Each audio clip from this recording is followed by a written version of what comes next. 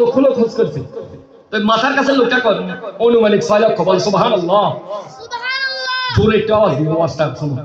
এবার তিনি কি করলেন, জিজ্ঞাসা করলেন, হ্যাঁ পায়ের কাছে লোকটা, মাথার কাছে লোকটাকে জিজ্ঞাসা করলেন, এইবার যে এই মৌসুমে হজ হয়েছে কয় লক্ষ লোক হজ করেছে? 6 লক্ষ। কয় জানো নি, একটা হাজির বরকতে 6 লক্ষ হাজির হজ কবুল হয়েছে। বলে সুবহানাল্লাহ। এবার তিনি বলেন তার নামটা কি? তার নামটা হলো আলী ইবনে মুআফিক। কি? আলী ইবনে মুআফিক। তার বাড়ি হলো সিরিয়ায়। কোথায়? সিরিয়ায়।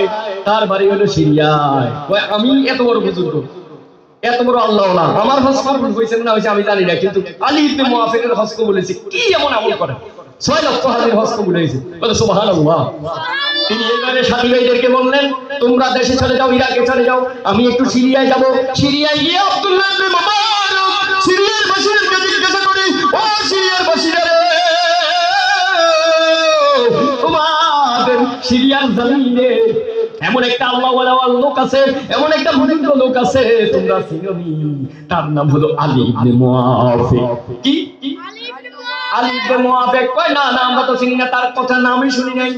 এবার তিনি মনে মনে ভাবলেন যে তিনি ভাবলেন যে গ্রামে আছে, গ্রামে হয়তো আছে তার শিরিক।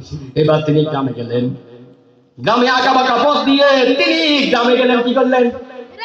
এটা আওয়াজ না। গ্রামে গেলেন। কোথায় গেলেন? গ্রামে গিয়ে গ্রামের লোকদেরকে জিজ্ঞাসা করলেন, ও গ্রামবাসীরা, তোমাদের এখানে এমন একটা আল্লাহওয়ালা লোক আছে, এমন একটা বুজুর্গ লোক আছে, তারে তোমরা চিনোনি? তার নাম হলো আলী ইবনে মুআফিক। কি? বেশ করে চিনি আমরা তাকে, চিনি। কয় কোথায়? কই দেখেন কলা পাতা দিয়া ঝুপড়ি ঘর। কিসের ঘর? ঝুপড়ি ঘর, কলা পাতার ছানি, উস্কু খুস্কু চেহারা। একটা লোক বাহির হয়ে আসলো আব্দুল্লাহ ইবনে মুবারকের সাথে, এবং মুসাফা করলো। কি করলো? মুসলমান দেখলে হাসি মুখে কথা বলতে হবে, মিষ্টি ভাষায় কথা বলতে হবে, সুন্দর আচরণ নিতে হবে। সুন্দর আচরণ যার জান্নাত তার। বলো সুবহানাল্লাহ। আজকে বিনয় নাই, বিনয়ের অভাব। দান দিয়েন না আপনারা, দানের প্রয়োজন নাই। আপনার কথাগুলো মনোযোগ দিয়ে শুনেন। আল্লাহু আকবার, আল্লাহু আকবার, আল্লাহু আকবার। এই গ্রামে বসেওয়ালা নাই? আসেনি? টাকাওয়ালা আসেনি?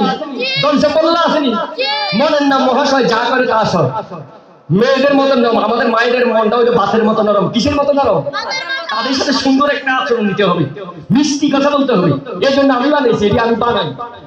নারী তোমায় ঘরে বানাই, বাগানে যেমন ফুল, পর্দা ছেড়ে বের হইও না নারী, করবে তুমি ভুল। হও না তুমি আধুনিকা, হও না তুমি আধুনিকা, মাথায় রেখো লম্বা চুল।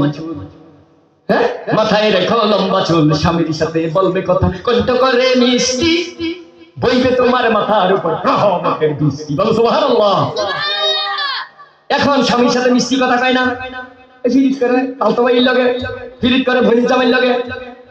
আল্লাহু আকবার। ভনির জামাইয়ের ভালো লাগে, তালতো ভাইয়ের ভালো লাগে, কিন্তু নিজের স্বামীরা পায়ের গাম মাথার পালাইয়া, মাথার গাম পায়ে পালাইয়া, নিজের স্বামীরা সাতশো এমন হতে 13 নবী ফাড়ি দিয়া, নিজের স্বামীরা কত কষ্ট করে তোমার জন্য কামাই করে রোজগার করে, তোমার ভালো রাখার জন্য, তোমার সন্তানকে ভালো রাখার জন্য।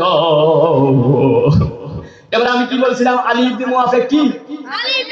আব্দুল্লাহ ইবনে মুবারক, আলী ইবনে মুআফিক।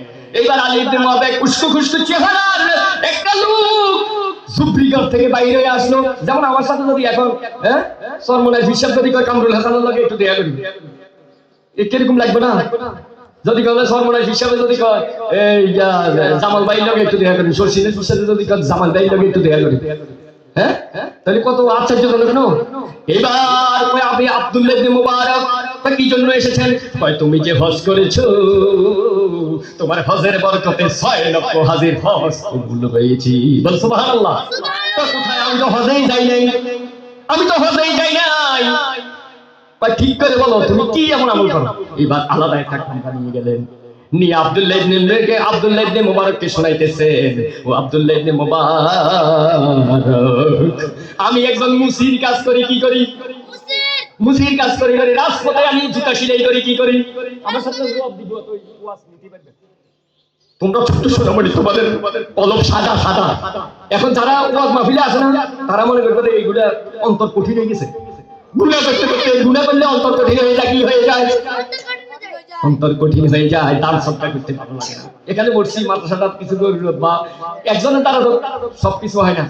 10-এ আমার যদি কেউ থুতু দেয়, হ্যাঁ 100টা থুতু দেয়, আমার গোসল হয়ে যাবে।